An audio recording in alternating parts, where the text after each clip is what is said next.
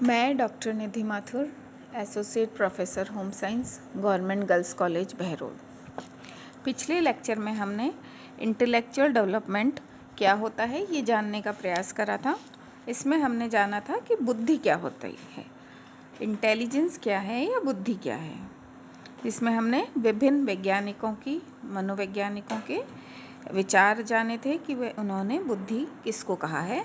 तो सारी परिभाषाओं और उसके बाद हमने ये निचोड़ निकाला था कि बुद्धि एक मानसिक क्षमताओं का योग है जिसके अंदर हम विचार करते हैं, चिंतन करते हैं, तर्क शक्ति आती है, हमारी ध्यान, स्मृति या नवीन वातावरण में समायोजन करने की क्षमता आती है। यानी नए वातावरण में, नई परिस्थिति में व्यक्ति जो समायोजन करता है या जो उसके अनुकूल कार्य करता है, वो उसकी जो योग्यता है वो उसकी बुद्धि कहलाती है।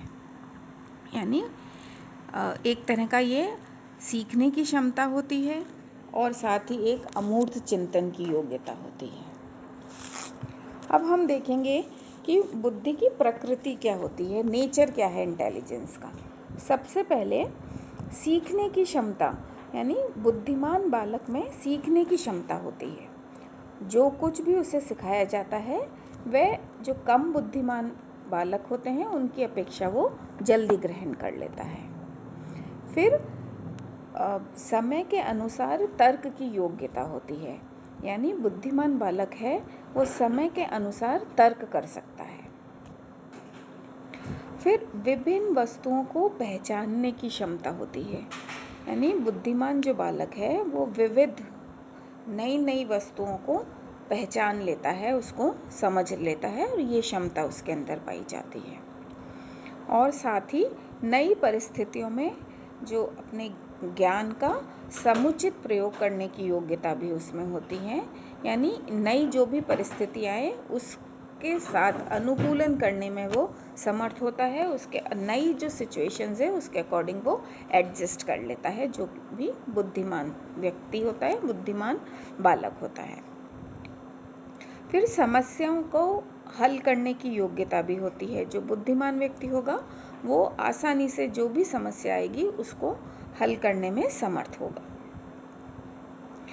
और बुद्धि जो होती है वो अमूर्त चिंतन की योग्यता होती है, यानी जो बुद्धिमान व्यक्ति सोच विचार कर तर्क वितर्क कर सकता है। यानी अगर सामने कोई चीज़ उसको नहीं दिखाई दे रही है फिर भी वो अपनी सोच से, अपनी बुद्धि से उसके बारे में बात कर सकता है, तर्क कर सकता है, वितर्क कर सकता है। और बुद्धि है वो अनेक शक्तियों का एक समूह है, समुदाय है। यानी बुद्धिमान व्यक्ति अपने अनुभवों का प्रभावपूर्ण प्रयोग करता है, अधिक समय तक ध्यान केंद्रित कर सकता है और वो नई परिस्थितियों में पूर्णतः एडजस्ट कर सकता है, उसको कंट्रोल कर सकता है और उसमें आत्म आलोचना की योग्यता भी होती है ना। अपने आप को सेल्फ क्रिटिसाइज कर सोच सकता है वो व्यक्ति। यानी बुद्धिमान जो व्यक्ति है उसमें सीखने की क्षमता होगी, समय के अनुसार तर्क करने की योग्यता होगी, विभिन्न चीज़ों को रिकॉग्नाइज करने की क्षमता होगी और नई नई सिचुएशंस को एडजस्ट करने की क्षमता होगी, उसमें समस्याओं के हल करने की योग्यता होगी, अमूर्त चिंतन की योग्यता होगी और साथ ही अनेक शक्तियों के समूह के साथ वो रहेगा जिसके द्वारा वो नई परिस्थितियों में पूर्ण रूप से समायोजन कर लेगा, नियंत्रण कर लेगा और आत्म आलोचना भी कर सकेगा। अब बुद्धि के कई प्रकार होते हैं। थॉर्नडाइक के अनुसार, थॉर्नडाइक एक वैज्ञानिक हुए थे जिन्होंने इंटेलेक्चुअल डेवलपमेंट पर और इंटेलिजेंस पे बहुत ज़्यादा काम करा है। तो थॉर्नडाइक के अनुसार बुद्धि 3 प्रकार की होती है। पहली है एब्स्ट्रैक्ट इंटेलिजेंस, दूसरी है सोशल और तीसरी है मैकेनिकल। यानी पहली एब्स्ट्रैक्ट या अमूर्त बुद्धि।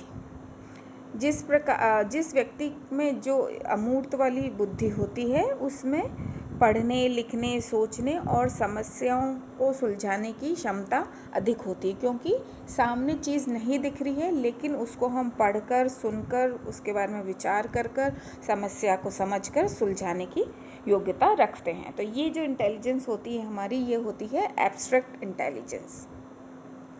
दूसरी होती है सोशल इंटेलिजेंस। सोशल इंटेलिजेंस, जिस व्यक्ति में इस प्रकार की जो बुद्धि होती है सोशल इंटेलिजेंस, उसमें लोगों के साथ मिलजुल कर रहना या सोशल एडजस्टमेंट, समायोजन की क्षमता बहुत अधिक होती है। इस प्रकार की बुद्धि के जो व्यक्ति होते हैं वो सोसाइटी में बहुत इजीली एडजस्ट कर लेते हैं और उनको कोई भी परेशानी नहीं होती है।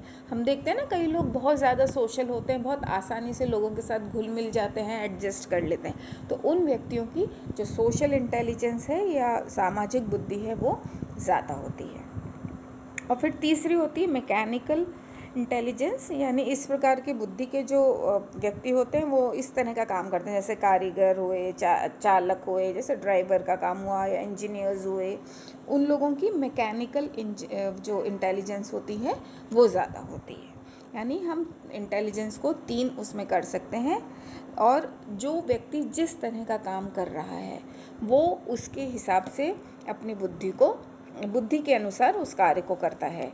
कि कोई पढ़ने लिखने वाला काम अगर किसी को पसंद नहीं आ रहा है, यानी उसमें एब्स्ट्रैक्ट इंटेलिजेंस की कमी है। किसी को मैकेनिकल काम नहीं आता, कि मशीन का कोई काम दे दें तो उसको नहीं कर पाता व्यक्ति, यानी उसमें जो मैकेनिकल इंजीनियरिंग इंटेलिजेंस है उसकी कमी होती है ना। तो हम बुद्धि के हिसाब से 3 भाग में इसको हम विभाजित कर सकते हैं। फिर है बुद्धि की कई विशेषताएं होती है।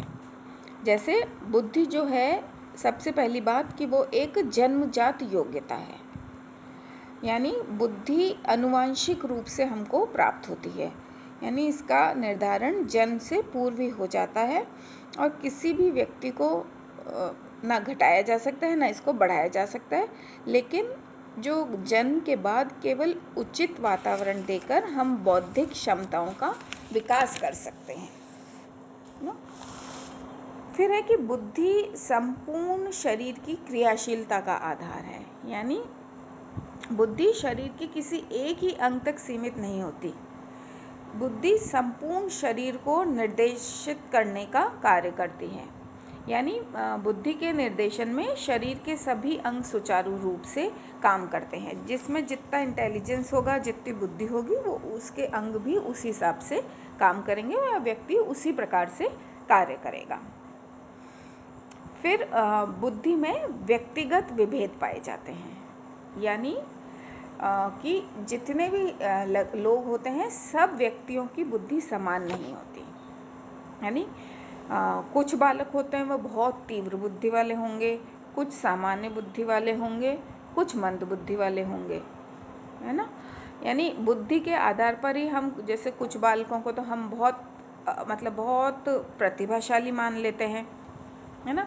कुछ को हम कहते हैं सामान्य कोटि के नॉर्मल से हैं, और कुछ को मंद बुद्धि या मूर्ख तक कहते हैं, है ना। तो वो बुद्धि का जो लेवल है उनका उस हिसाब से, और हर व्यक्ति में बुद्धि अलग होती है। जैसे 5 उंगलियां एक समान नहीं होती, उस तरह से एक ही पेरेंट्स के भी 5 बच्चे होंगे तो 5 का बुद्धि का लेवल अलग होगा। जैसे भाई बहनों में भी अंतर होगा, मेल फीमेल में भी अंतर होगा।